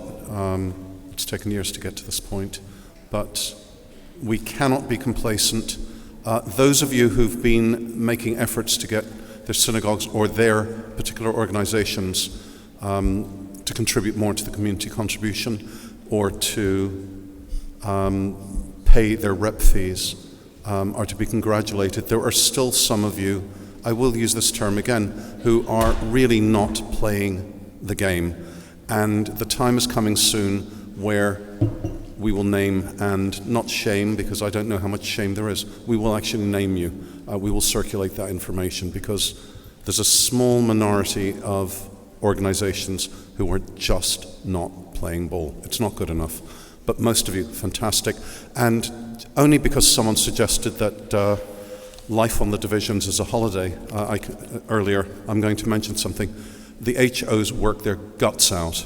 No sane person, if they have a job, a business, or other substantial responsibilities, would take this on. You cannot believe, I'm not sane, but seriously, you would not believe how much of a commitment it involves. The same applies for the vice chairs, some of whom are here, and the same applies for the majority of divisional members. It's very, very hard work indeed, and it is very, very time consuming. And I am for once going to close by mentioning a few people off our division who've done particularly a lot of work just very recently who deserve thanks. Maurice Lawson in the investment area, Ruth Friedman for what she did around the dinner, Ben Crown, as you've seen just now, around the constitutional working group, Sid Braham around the audit working group, some people who aren't even members of the division like Jeff Norman, Lawrence Julius, Barry Shine, Leonard Bazar, Robert Stone, Karen Newman around onboarding deputies. There are a good dozen people on the division, I haven't mentioned them all, who are superb. And that's all I wanted to say. If you have any questions, bring them up here or give space for the other divisions that do more politically loaded work. I'm happy to answer questions offline if any of you have them. That's it, really. I can see there are no burning questions, which is usually good news for the FNO, so thank you. I'll pass it on. Thank you, Stuart. Thank you very much. Can I just remind people, if you've not voted, that the ballot box is open till 1:15. Amanda, could you please present your report? Yep, thank you, Marie. The first thing I wanted to say was that the division is very cognizant of the fact that there are hundreds of deputies in local communities that are all working on behalf of the board, and we want to work more closely with them to pursue the Defence Division agenda. At the last election, over 100 new MPs were elected, and most of them are in communities where there aren't many Jews. And so we will be putting together a programme of opportunities for engagement with those new MPs, and there'll be opportunities for engagement with the local deputies alongside that. So please look out for those opportunities. At a local community level, I just want to also highlight the fact that of the work that many of you are already doing to engage with the local community, and to thank Irene Mansfield, who I now can't see, but she's just gone off to vote, but to thank Irene Mansfield for the work that she did at Muswell Hill in organising the civic service, which I was delighted to attend at Muswell Hill United yesterday. A fantastic example of how to bring our communities and our synagogues closer to the local community and the civic leaders in that community. I also want to, at this point, re-emphasize our congratulations to the new UJS president who was elected recently, James Harris. He's a deputy. James, are you here? Can I see you here? If not, the UJS deputies that are here, please pass on our congratulations to James, and we look forward to working with you when you take office later in the year.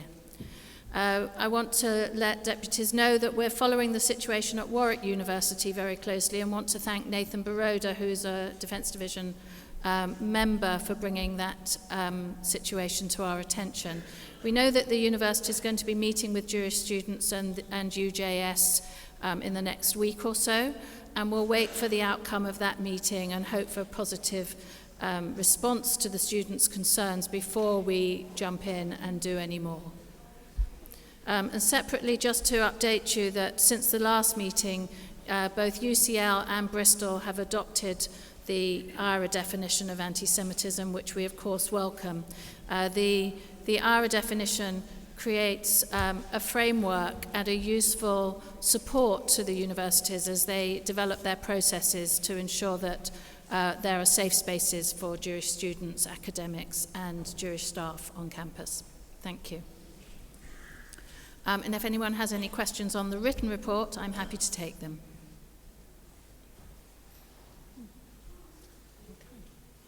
Thank you. Thank you very much. You see, everyone wants time to talk. You've got it to ask, and nobody comes up. Could we please, Sheila, could you please present the international report?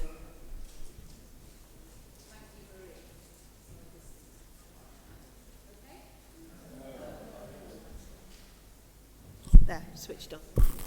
Thank you. Okay, everybody. My good afternoon, deputies. I'm proud to present my report. We've been really busy, as you can see, and I would like to reiterate what Marie said, welcoming Talia to the team, and thank you for all your hard work. Thank you, thank you. Everybody's been really busy.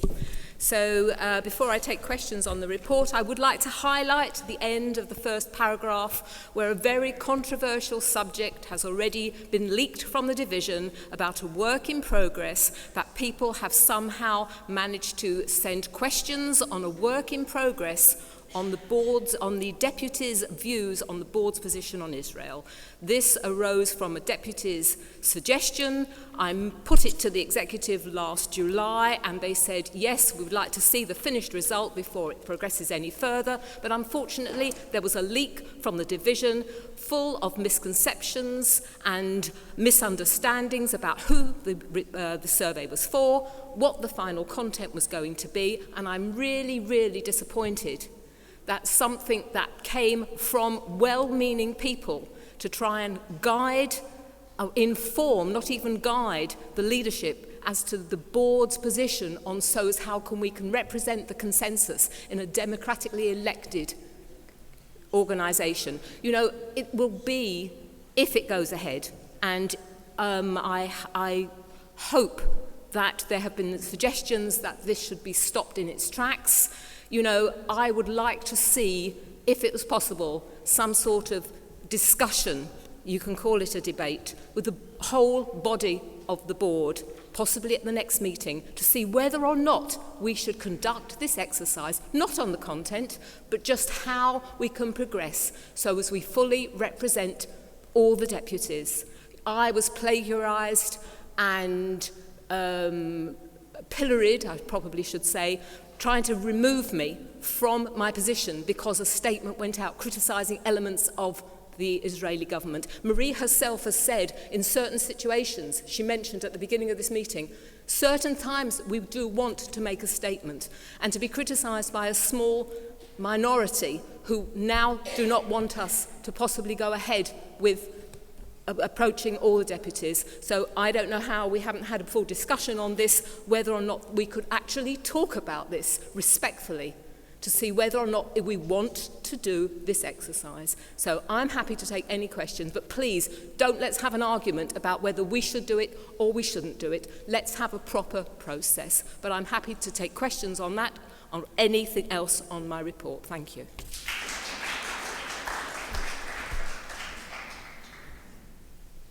I feel that I just want to comment, because there has been a lot of, as Sheila has said, there has been a lot of discussion on this survey, and it is very unfortunate that it's in the public arena. Just from my perspective, I think that any survey needs to have principles and caveats, and the board, of course, is more than the sum of its parts and is representative of all Jews. And a survey, of course, is a snapshot in time, and incidents, people's views, they can change very, very quickly. And a survey will have many items of common consensus, but then to the left and to the right of that, views become very polarised. And leaks, of course, haven't helped.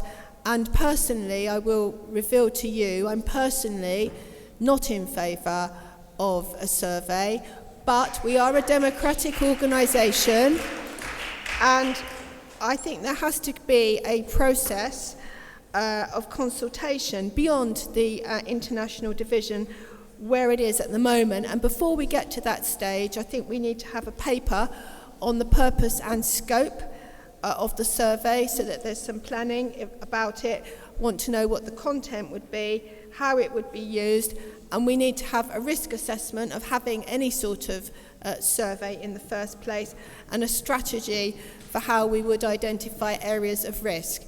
So I've given you my view, and I think this will have to be taken offline. There's been some concern expressed by the Defence Division about their involvement.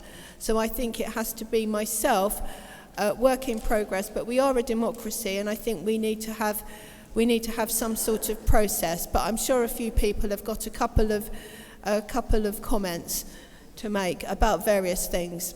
Right. Thanks, Joe Millis, Bromley Reform still.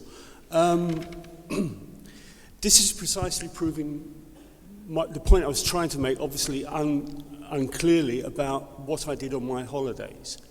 It's not to say that the divisions don't work hard. Obviously they do, and it's a voluntary thing, and I wouldn't do it.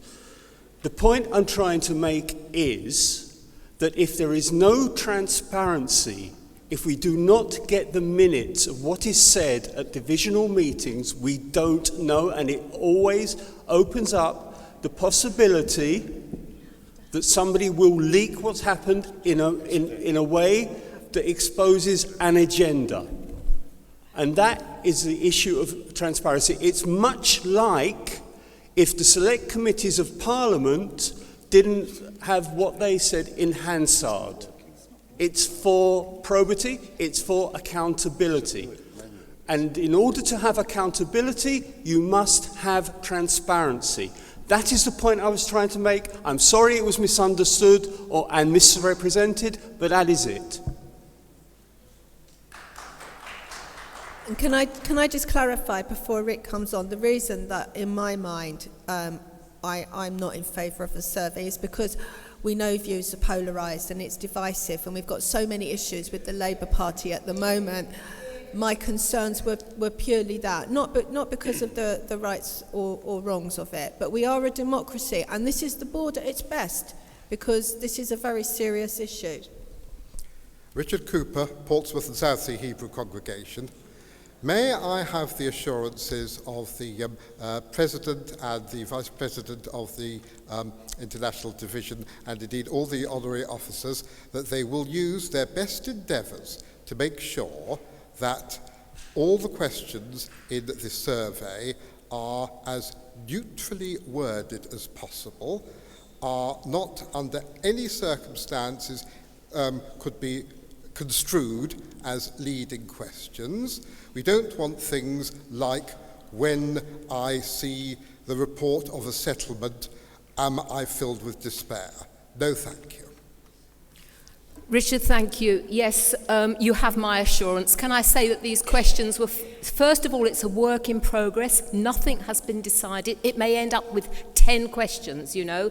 But if we go for very, you know, should the board support Israel, we're not going to be asking questions like that. But it is the work of the international division themselves together with board staff. And I have to say, we're very polarised in our divisional opinions anyway. So you have my assurances they will not be leading questions. Thank you. Robert Stone, Fisher Reformed Synagogue.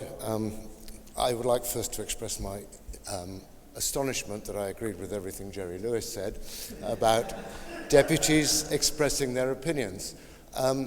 I was delighted when it was announced that we would be doing a survey on Israel and was glad to join the survey group because my synagogue had particular interest in Israel. And it's the first time for many years that we've actually asked deputies and their constituencies what they think about anything. And this is supposed to be a representative body, and we are restricted in how much we can express our opinions here at this meeting. And now a Twitter storm has frightened the executive off asking a survey. I know we're concerned about anti-Semitism. Is there anybody in this room who's in favour of anti-Semitism in the Labour Party? Do we need a survey? Israel's much more complex. We need to know what our constituencies actually think. How can we represent British Jewry unless we ask them what they think about Israel? I think this survey is crucial. I don't think we need a debate that some Twitter storm of extremists is stopping us from asking our constituencies what they want. Can I just comment at this point that this survey is not for the general community? It is going to deputies. What deputies take to their communities, their congregations, is up to them, between them and their communities. But we are not making it a general survey for the Jewish community. Okay, thank you. I know, I just wanted to say that. Simon Gordon, Kol Nefesh Masorti Synagogue. How much is the Israel survey estimated to cost, and have any costs already been incurred? We have not spent one penny on the survey. Any assistance we've had getting it into a format to be suitable to be an online survey has been done pro bono. Should we need to have professional help with the analysis, we have a small budget of a few £100. It has not cost us anything. Peter Bohm, Southend and Westcliff Hebrew Congregation.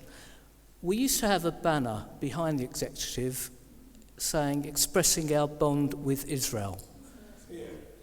Right in front of you. I had too many strawberry gins last night. I do apologise. Thank you.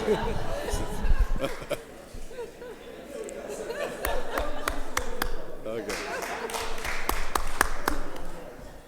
Could we have it at the top then in future? Most definitely. Thank you, David. David Safi, Mosaic Reform. I'm a member of the International Division, and I'd simply like to clarify. The proposed survey is not politically motivated. It was inspired, in fact, by the difficulties that arose after the board's comment on the nation-state law. It is not yet resolved. It is, as Sheila has pointed out very clearly, a work in progress. In fact, the terms of reference are clear. The terms of reference of the survey were to establish whether deputies in fact believe the board should even take a position on certain aspects or matters to do with Israel. Only following that, to try and ascertain the individual views of deputies on these particular matters, and to see in fact if there is a consensus, and to be able to comment in future with, from an informed position. Nor, incidentally, should the role of any professionals in our community who may not be deputies be politicized. It is, in fact, their contribution to the design and implementation of the survey will add to its authenticity, will ensure its objectivity, and may, in fact, ensure that there is a collateral value to the board of even conducting it in the first place. Thank you. Thank you, David. Mary, welcome. Mary Rainey Lee, Western Marble Arch Synagogue. I think there's a more important question to be asked before we even consider a survey, and that is whether the Board of Deputies is here for Anglo Jewry or whether we're here to interfere in the arrangements of a foreign state. Now, here we are, asking of a survey of people, which I think the President said will show polarised views. And it's bound to get out, just as your leak came out. And that is bound to get into the public domain. So how will it look if half people, or a third of people say we're anti-Israel, another half say we're pro-Israel, we believe in this and we believe in that? How is it going to show to our communities, our individual synagogues, or whoever sent us here, when we can be so divided? We do wonderful work, and we should continue doing it, but we have already had problems when it comes to the issue of whether or not we're allowed, or whether we should be talking about things beyond Anglo-Jewry. And so Israel is beyond that. There has been a tradition since I've been on the board that we do not discuss the internal arrangements of Israel, and that we go and talk to the Israeli embassy if there's anything we want to do. We should not be having this survey unless we change our constitution that makes us talk about Israel and its internal affairs and allows us to do so. Otherwise, we are in breach of what we're supposed to be doing, and we could be political insofar as the Charity Commission would not allow some of the things that might come out of it. Thank you, Mary. Can I please at this moment comment on the assumption that we would be publishing all the results? We have taken no view on what we would do with any results, apart from inform, possibly, the leadership. We have not said we're going to publicise all, if any, of the views of the deputies. I wish people would stop assuming the thoughts, the way that we see this process working, and I would really welcome a wider discussion about this. Thank you, David. David Behrens, JNF UK, also a member of the International Division. I wasn't actually going to speak on this subject because I'd signed a confidentiality agreement, but as other members of the division have spoken without being stopped, I feel freed to say something. I'm opposed to this survey for the reasons that Marie has said. It is divisive, and it's essential that we remain unified in support of the objectives of the board, which is to support and defend the state of Israel. And that's all that needs to be said. Thank you. Thank you, David. Kim, can we make this the last one as well, in please? 4 minutes. Sorry, ballot box, 4 minutes. Okay, thanks, Marie. Kim. Kim Cohen, Northwood United Synagogue. I too am a member of the International Division, and I wanted to say that what started this process was the fact that across this floor people asked what is the view of the HOs on Israel, and there were a number of questions about certain statements that have been made in the past, nation state and so on. Well, what did we as deputies believe? So we embarked on a process to ascertain views, and what we were going to do is to promulgate that to the rest of the deputies within the Board of Deputies so that we could have a free and open conversation, discussion, as is our democratic right. We cannot suppress free speech. We just really wanted to test the water as to what people really believe is the view of the Board of Deputies. How should we represent ourselves? We are asked every single day of the week. I can't, stress the fact that people see us on the Board of Deputies. They ask what our views of Israel are. I'm sure in your constituencies you've had the same from external organisations. We're asked all the time. Our concern here was to try and start a discussion within the Board of Deputies. That was cut short and torpedoed by someone who actually said, we're about to issue a survey and this is the content of the survey. Well, we were nowhere near anywhere close to the survey. It's unfortunate really that there were two processes going on. One was when we actually decide on the questions and what we're actually going to ask the floor, how should we actually ascertain the views of the body of the Board of Deputies? And the You're nearly out of time, Kim, please. Right. The answer was we would sorry. actually look at a survey. So one element was looking at the process of the survey. Yeah. Thank you, you're out of time. Sorry, thank Kim. you. Thank you, Kim.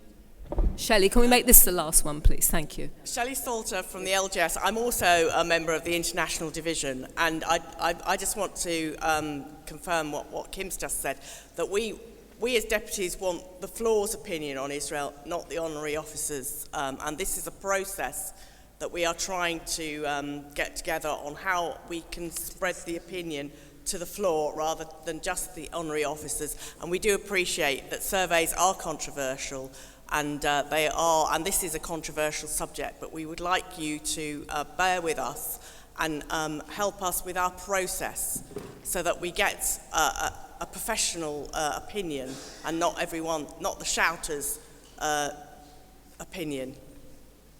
Thank you, Shelley. Thank you, everybody. Watch this space. Thank you. And just to remind you before moving on, of course, all of the honorary officers recently stood for election, and we were asked many questions. And I just want to say on my part, I was asked many questions about Israel, and that formed the basis upon my mandate for election, although I am, of course, fully accountable to all deputies, and all of us indeed to you.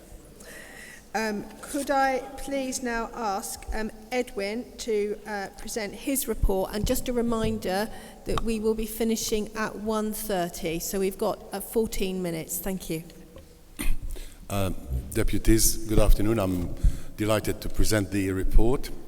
I'm even more delighted number of people who stood for the by-election. We had 12, reduced to 10, but I managed to convince the ones who were drawn to actually appear just to as a co-opt as well. We will have a very full division and with a very huge range of activities. It is a positive one, as opposed to there's no polarization in our division, and that's why I welcome as many contributions as possible. We are the ones who work really behind the scenes with a lot of staff, dedicated staff in education, in interfaith, in communities, and we invite even more people, specialists, please, in the field of archives. We have a very busy year coming, and if anyone here has any knowledge of archives in his own synagogue or would like more information about that, we are willing to please to contact us to come and give a talk in the division itself. We are also looking forward to the second half of our division. We have got about a year and a bit left for the triennial, and each member of the division will have a task, an overseeing task. We will have more coordination with the staff, and we also will improve our reporting. Thank you, Joe Mellis, for pointing this out, and I think you will see already a report today which gives more content than holiday sort of visits. We are relaunching BOTSA. We will have a new vice chair for you for the next meeting. So it's all happening, and we look forward to the second half very much. On the question of interfaith, we continue to break ground. We continue to meet and build an alliance of communities across the range, even communities that I didn't hear about or didn't even know about exist before I joined the division. In particular, I'm very proud to announce a meeting, an event, which will be held on the 30th of January in Parliament. It's actually the Jewish community taking the lead on highlighting the Uyghurs' plight in China. If you look at the figures and the numbers and what's happening to them, you seriously question how the world can sit and watch, especially when today we had the testimonies of survivors of camps, and we are looking at people being put in camps in the 21st century. There is only 4 places left for that event. I urge deputies who are actually interested in that subject is to actually get the last 4, and if you can't get in, please contact us as deputies. You will have priorities on a waiting list. We will have a debate on the census, believe it or not, together jointly with the Sikh community. That will be announced next meeting, and I then am very happy to take questions if anybody is interested in raising anything on the report it is standing with.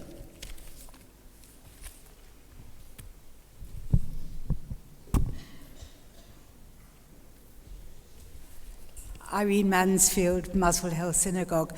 We're obviously most interested in the interfaith exercise, and may I commend the division for its work in that field. Can I, on a slightly different point, raise the subject of the demonstration outside? And may I say, I hope that the board will vocally dissociate itself from it, because we wouldn't want to be associated with something like that.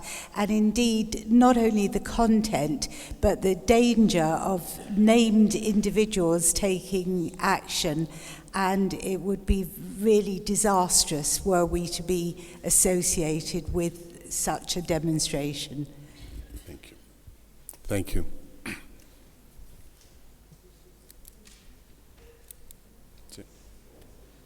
Done deal. Okay, so does anyone else want to say anything? We've got some free time. We've got 5 minutes. Anyone want to come up? No. You all sound keen to speak before? No? Okay. Thank you very much. I agree with what Irene said. It is a democracy, but there you are, they have demonstrated outside. We get, at the Board of Deputy, we get attacks from the left and from the right of the community. But I want to really thank, the one thing I do want to do out of all this today is to thank CST, because everything they've done, guarding us, keeping us safe. So if you give a big hand for CST. And I think today that we've had some very democratic discussions. We can show that we have different views, and I want to thank everybody because everyone was very polite, even though there were some very different views and concerns that were expressed. And in fairness to the reports, I still do want to come back to this comment about them being holiday notes. They are a summary of all the work that's undertaken very hard by all the honorary officers who are volunteers and all the staff. They might not be perfect, but they are a summary. I understand deputies want to know more, and I respect the question, Joe, but there is an awful lot of work that's gone into those few pages. I also want to thank everyone. It's amazing that 10 candidates have stood for election for 4 places. So I want to wish every single candidate well, and I want to thank you very much. It's been a lively and spirited meeting today. So we can debate even contentious issues very, very tolerantly, and I'd like to wish you all very well until the next meeting. Thank you. Thank you.